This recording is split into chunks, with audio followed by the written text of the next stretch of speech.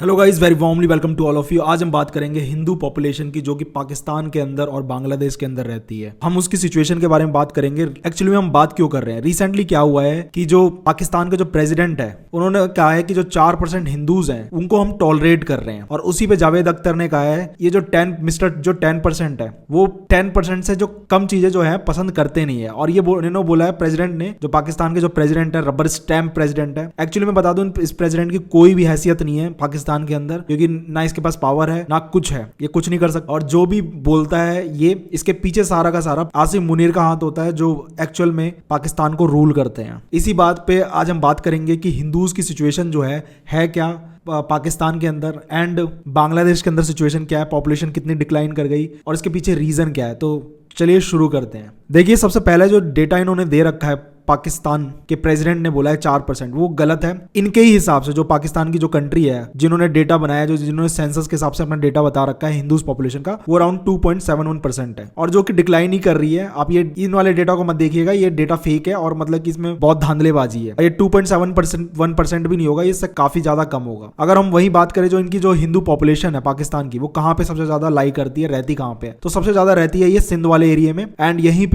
सबसे ज्यादा हिंदू की पॉपुलेशन आप देखेंगे इंडियन बॉर्डर के पास ही रहती है। और सबसे कम जो पॉपुलेशन रहती है इनकी रहती है इस्लामाबाद में 0.037%, एंड जो कि बहुत ही ज्यादा कम है। आप पूरे पाकिस्तान का मैप देख ले, कहीं भी आपको हिंदू नहीं दिखेंगे, बस यहीं पे दिखेंगे। अब बात करते हैं बांग्लादेश के बारे में। देखिए, बांग्लादेश के अंदर जो हिंदू पॉपुलेशन है वो डिसेंट अमाउंट में अगर देखा जाए, वहां पे 7.95% है, और वहां पे भी काफी ज्यादा डिक्लाइन कर रहा है, आप देख सकते हैं। एंड 1974 के बाद जो है काफी ज्यादा डिक्लाइन किया है। एंड पहले बहुत सारी परसेंटेज पॉपुलेशन थी, आप देखेंगे 1951 के दौरान 22% थी, और 1971 के बाद देखेंगे 1974 के बाद एकदम झटके में 13% हो गई। क्यों?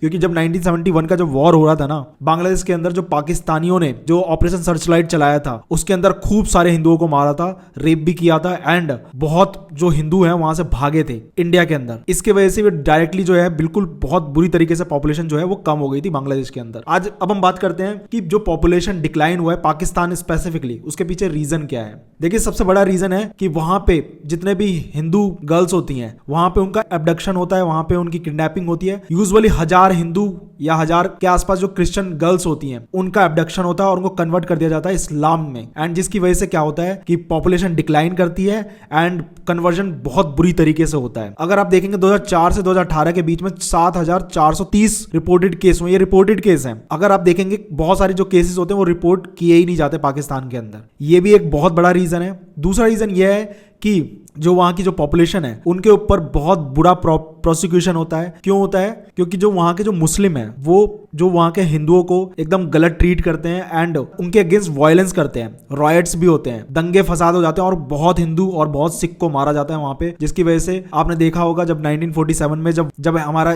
देश का जब बंटवारा हुआ था इंडिया और पाकिस्तान का, तब वहां से बहुत सारे सिख और हिंदू भाग के आए थे। और आपने ये भी देखा होगा कि एक पूरे ट्रेन में, मतलब ट्रेन जो है कट कट के आए थे हिंदू और सिख, और बहुत ज्यादा वायलेंस हुआ था। आप गदर मूवी भी देख सकते हैं, एक किस तरीके से मारा जा रहा था हिंदुओं और सिखों को। एक और बड़ी फैक्ट जो कि अगर आप देखा जाए तो वेस्ट पाकिस्तान के अंदर 15% हिंदू थे, और जैसे ही पार्टीशन होता है ना इंडिया और पाकिस्तान का, तुरंत 2% हो जाते हैं एंड 1951 के अंदर। तो आप देख सकते हैं कितना ज्यादा जो है वायलेंस होता है इनके साथ, जिसकी वजह से ये लोग भाग जाते हैं, अब इंडिया के अंदर आ जाते हैं, और उनको इंडियन गवर्नमेंट शरण भी देती है। रिफ्यूजीज कैंप के अंदर रिफ्यूजीज एरिया है, आप देख सकते हैं बहुत जगह, दिल्ली के अंदर भी बहुत सारे एरिया है जहां पे जितने भी हिंदूज थे जो पाकिस्तान से भगाया गया था पाकिस्तान के अंदर से, वो उनको जगह दी गई है वहां पे रहने के लिए। तीसरा रीजन ये है कि जो माइनॉरिटीज हैं इनको सेकंड क्लास सिटीजन की तरह ट्रीट किया जाता है। क्यों? क्योंकि 1977 से पहले जो पाकिस्तान के अंदर रिलीजन का फ्रीडम था, वहां पे आप कोई भी रिलीजन फॉलो कर सकते हो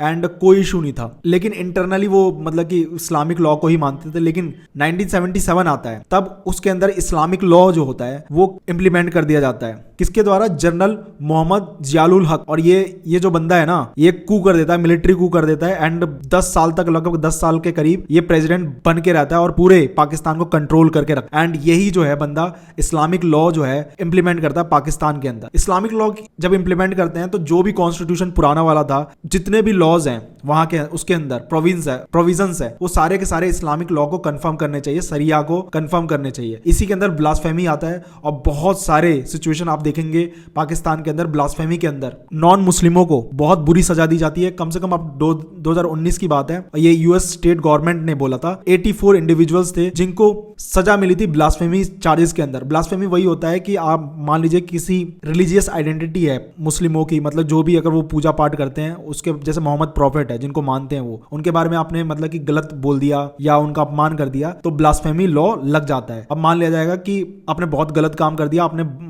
जो इस्लामिक लॉ है उसका वायलेशन किया है, इस्लाम को कहीं ना कहीं आपने डिसरिस्पेक्ट की है, और इसमें सजा क्या क्या मिल सकती है? इसमें मिल सकती है फांसी की सजा भी मिल सकती है, इसके अंदर उम्र कैद की भी सजा मिल सकती है एंड 3 साल की सजा मिनिमम मिल सकती है। तो ये सिचुएशन है पाकिस्तान के अंदर। चौथा रीजन ये है कि जितने भी एशियन टेम्पल है पाकिस्तान के अंदर सबको डिस्ट्रॉय किया जा रहा है, सबके ऊपर अटैक किया जाता है मुस्लिमों के द्वारा, जिसकी वजह से जितना भी कल्चर वाला जो पार्ट है हिंदुओं का वो कंप्लीटली खत्म ही होता जा रहा है। एक बार तो ये हुआ था, माता रानी का टेम्पल था, वहां पे इस्लामिस्ट मॉब गया और पूरा का पूरा डिस्ट्रॉय कर दिया और उसके अंदर जो फैमिलीज थी कम से कम 20 फैमिलियों को मार दिया गया। पांचवा रीजन है कि एक्सट्रीमिज्म एंड सेक्टेरियन वायलेंस बहुत ही ज्यादा होता है। वहां पे क्या होता है कि जो टेररिस्ट जितने भी ग्रुप्स हैं जो कि कश्मीर को सपोर्ट करते हैं, कश्मीर पाकिस्तान का होना चाहिए, एंड वो सब जो भी ग्रुप्स जो इंडिया के अगेंस्ट बहुत सारे कैंपेन चलाते हैं, इंडिया के अंदर टेररिस्ट एक्टिविटी करते हैं, सारे के सारे वो नॉन मुस्लिमों को टारगेट करते हैं स्पेसिफिकली। एंड दूसरी चीज, जितने भी मदरसा हैं उसके अंदर एक्सट्रीम वर्जन ऑफ इस्लाम को पढ़ाया जाता है वहां पे, एंड इस लेवल की हेट फैलाई जाती है कि जितने भी हिंदू और ये नॉन मुस्लिम्स हैं उनके खिलाफ एक्शन लेना बहुत जरूरी है। एक बार क्या हुआ था, एक एग्जांपल मैं बताता हूं आपको। एक बार टिकटॉक की वीडियो आई थी, वहां पे एक बच्चा बोल रहा था, प्राइम मिनिस्टर को बोल रहा था कि अगर आपने इस्लामाबाद में कोई भी मंदिर बनवाने की अनुमति दी तो मैं एक हिंदू को मार दूंगा, एंड ऐसा वो कह रहा था। और उसके पीछे उसका भाई जो था ना, उसका भाई चीयर कर रहा था, उसके जो पापा थे, उसके फादर थे, उसी बात को रिपीट किया कि हिंदू के अगेंस्ट जो भी उस बच्चे ने बोला, अगर आप मंदिर बनवाते हैं तो हिंदुओं को मारा जाएगा। तो वही वाली जो इस लेवल तक की बचपन से ही इनके अंदर हेट्रेड डाली जाती है हिंदुओं के खिलाफ एंड नॉन मुस्लिमों के खिलाफ। तो ये हाल है पाकिस्तान के अंदर हिंदुओं का। तो आप समझ सकते सिचुएशन हिंदुओं की कैसी है, और यही लोग कमेंट करते हैं कि हमारे देश के अंदर हिंदू सुरक्षित है, और हिंदू कहां से सुरक्षित है पाकिस्तान के अंदर। आप देख सकते हैं बहुत सारी सिचुएशन आपको दिखा चुका हूं। तो इसी बात पे वीडियो को एंड करते हैं, नेक्स्ट वीडियो मिलते हैं। जय हिंद, जय भारत।